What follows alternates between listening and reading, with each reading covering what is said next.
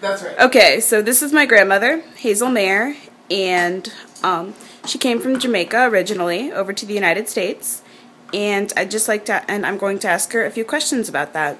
So, why did you decide to come to the United States? Majorly, it was for excitement. The thought of coming to New York, because everybody hears about New York, how exciting and beautiful it is. Of course, on my first arrival, I thought it was beautiful. It looked like a Christmas tree until I woke the next morning. But I also had two sisters here, and so I decided to pay them a visit, not knowing whether I would want to stay or not. I came and I continued to stay longer and longer, and then I got to like it, and I wanted to stay. I met a gentleman from Jamaica. We became friends and got married, and that decided that I would be here permanently. I had to return to Jamaica, of course, to process my papers, and that was how it ended. Thank you. Okay.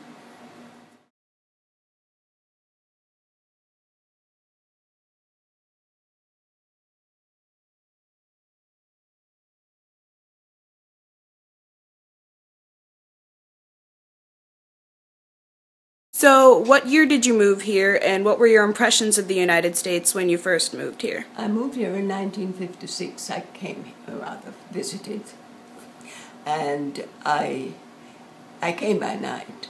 So when we were arriving into New York, it was just gorgeous. I thought it looked like a great Christmas tree. But then when I woke the next morning, I was not at all impressed by the buildings, these ugly, dark-looking buildings, you know. But it didn't matter because I was here with my sisters for a while anyhow, I thought.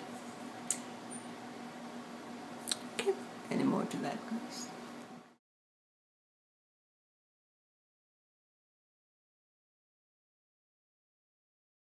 So, was it hard to get a job when you first came to the States? Well, I was not allowed to work when I came at first. I couldn't. I had to get a special... I decided that by my wanting to stay a while, I would apply for a student's visa. So that was what I did. And no, I did apply for an extension at first. My sisters honored that. They were my, what should I call them? They had to put a bond up, I think, for my staying a little longer. And then I decided to get a student's visa, which would prolong my stay. And I did. That was when I started doing the machines were just coming, electronics were just coming in. And the first machine I remember taking was a thing called a comptometer. I don't know if you even heard that name, but it was a peculiar machine. It was like a great big adding machine. You had to use certain fingering to work it and all that. And then I went back to take a refresher course in accounting, which was what I did back home. And so that allowed me to get a temporary working paper after a while. So I did that for quite a while.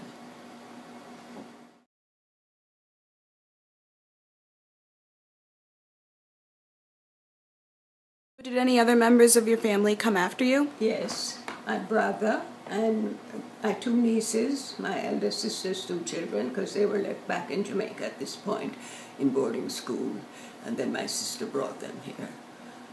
So that was the extent of my family, of course.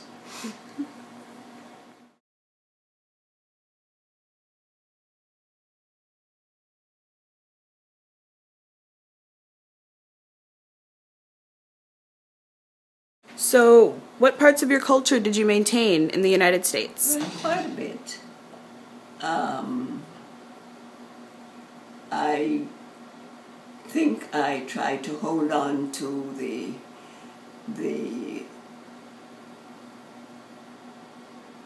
certain dishes, cooking, certain social part of my upbringing. Mm-hmm. One of the main things that I did at Christmas time was making my Christmas pudding and a drink called sorrel. And we also cook a lot of peas and rice. And there's another dish that we maintain called ackee and codfish, which is still popular with my children. My grandchildren are not too fond of it. I don't even know if they've ever tried it. I have, but I don't know about Luke and Ty. So those are the things, and just my general upbringing, some of it I try to maintain. I am very, socially, I have to choose my friends like I did very carefully, and I try to maintain some of my West Indian friends, even if they're not Jamaicans, but like from the other islands, because we all have a lot in common. And those basically are the things that I can think of.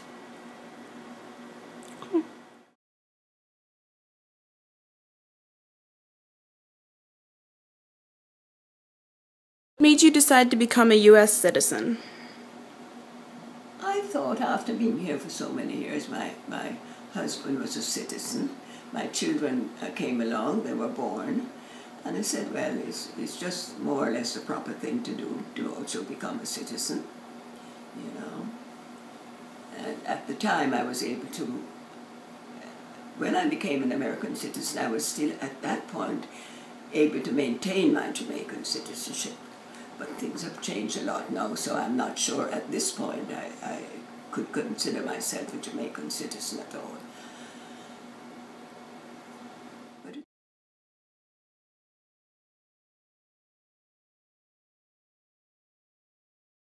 What was the naturalization process like?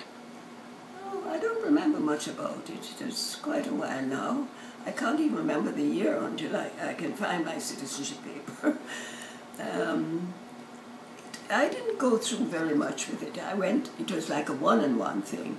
I went to the immigration office and I was interviewed by a gentleman, I think, and he just asked me things like, were you ever arrested, or, you know, have you, I think basically that was it. And he said, he also asked, why did I want to become a citizen? And I told him I like the country and my family were here, kids are born here. And there was one other question he asked me, and I'm trying to think of what it is. Oh, he asked me to make the pledge. That was basically what it is. What I see the others are going through now, they have a mass of people getting the naturalization done. I didn't have to go through that. I was just one person in an office with someone. And I think it was mainly that they wanted me to pledge, you know, make a pledge. That's all I can remember of it.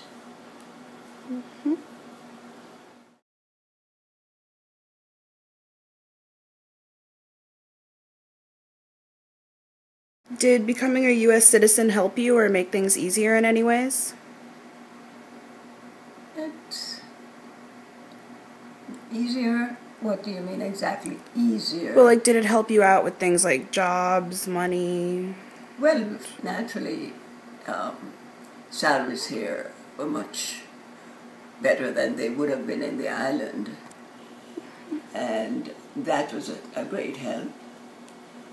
And even though when I started to work, I was doing temporary work, when I worked, it was not like today, because my first permanent job after getting married was like, I was making like $40 a week or something like that, even though it was a lot in those days, because this was in the 50s.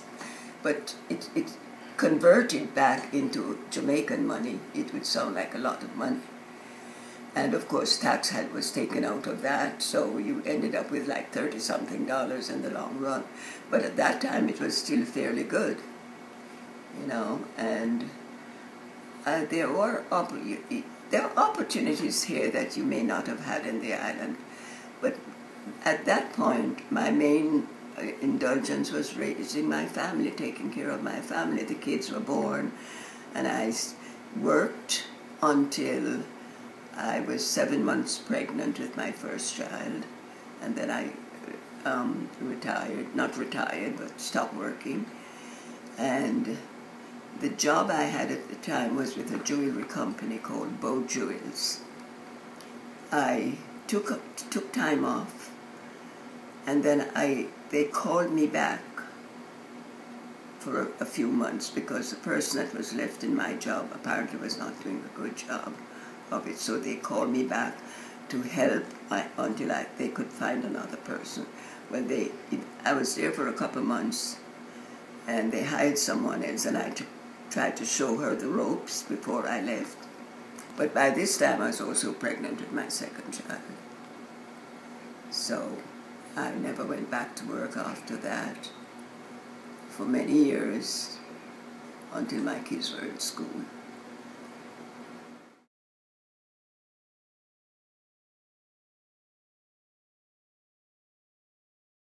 Now it's recording. Yeah. There are many other things that I miss about Jamaica. I miss the food because it's harder to be able to prepare those foods here, especially where I now live in Fort Lee. When I lived in Queens, there were a lot of West Indian markets around, so I could get the things to cook the way I'm accustomed to. But now I can't. So I miss those foods quite a bit.